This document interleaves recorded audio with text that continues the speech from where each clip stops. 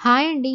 ఈరోజు శివునికి ఎంతో ఇష్టమైన చిమ్మిలి ప్రసాదాన్ని ఏ విధంగా తయారు చేయాలో చూద్దాం.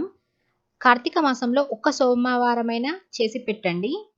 ముందుగా ఒక గ్లాసు వేయించిన నువ్వులకి మనం మిక్సీ జార్‌లో వేసేసుకొని, ఒక గ్లాస్ తీసుకుంటే దానికి ముప్పావు గ్లాసు, ఒక కప్పు తీసుకుంటే ముప్పావు కప్పు మనం కొలతతో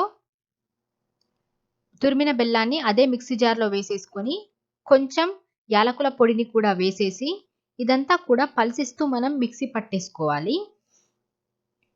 మనం వీటిని ఈ విధంగా ముద్దగా చేస్తే, ముద్ద కట్టే విధంగా అయితే మనకు పర్ఫెక్ట్‌గా రెడీ అయినట్టు. దీన్ని మనకు నచ్చిన షేప్‌లో తయారు చేసేసుకొని దేవునికి నైవేద్యంగా పెట్టవచ్చు.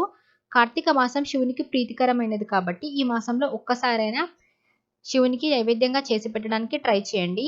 మనకు నైవేద్యం చాలా ఫాస్ట్‌గా అయిపోవాలి, టైం లేదనుకున్నప్పుడు గానీ, ఆఫీస్‌కి వెళ్ళే వాళ్ళైనా వచ్చేసి ఒక్క 10 మినిట్స్‌లో మనం ఈ నైవేద్యం చేసేసుకోవచ్చు. తక్కువ టైంలో నైవేద్యం పెట్టాలనుకున్నప్పుడు ఈ రెసిపీని తప్పకుండా ట్రై చేయండి. వీడియో గనుక మీకు నచ్చినట్టయితే లైక్ చేయండి, షేర్ చేయండి. అలాగే మన ఛానెల్‌ని సబ్స్క్రైబ్ చేసేసుకోండి.